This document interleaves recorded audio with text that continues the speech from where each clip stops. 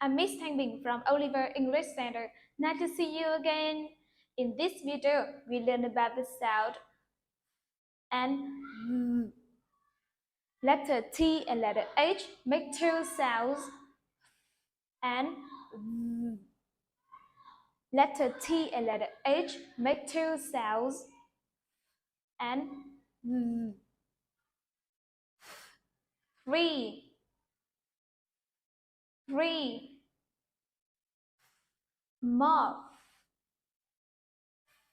moth, feather, feather, it's, this, at, that, them,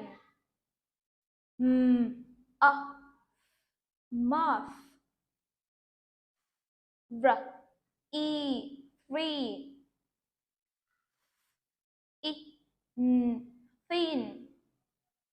This is the end of the lesson today. Thank you for watching. Goodbye, everyone.